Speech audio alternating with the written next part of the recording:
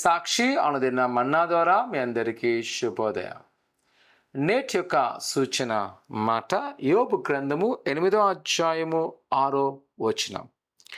నీ నీతికి తగినట్టుగా నీ నివాస స్థలమును వర్ధిల్లా చేయను. భక్తుడైన యోబు గారి జీవితంలో అతి ప్రాముఖ్యమైన విషయం ఏమిటి అంటే దేవుని యందు విశ్వసించడం. ప్రభువైన యేసుని విశ్వసించారంట నీతిమంతులుగా తీర్చబడ్డారు. నీ నీతి నువ్వు కాపాడుకోవాల్సినది.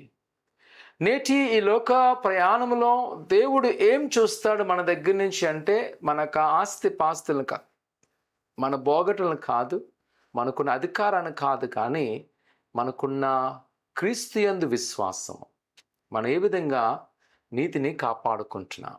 ఈ లోక అవసరాలను బట్టి మన విశ్వాసాన్ని తాకట్టు పెట్టేస్తున్నామా? లేదా కొన్నిసార్లు అద్భుతాలకో స్వస్థతలకో దేవుడు అనుదినం కార్యం చేయడం కొరకో మన జీవన విధానం గడుపుకుంటూ దేవుని యొక్క మాటలను విడిచిపెడుతున్నామా? నేను చాలామంది చూస్తున్నప్పుడు దేవుని ఆజ్ఞలు అనవసరం.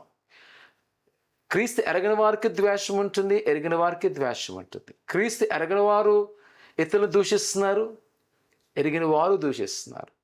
ఎరగని వారు పాపస్థితిలో ఉంటున్నారు, ఎరిగిన వారు అదే ఉన్నాం. అప్పుడు ఏమిటి మనం క్రీస్తులోకి వచ్చి చేసినది?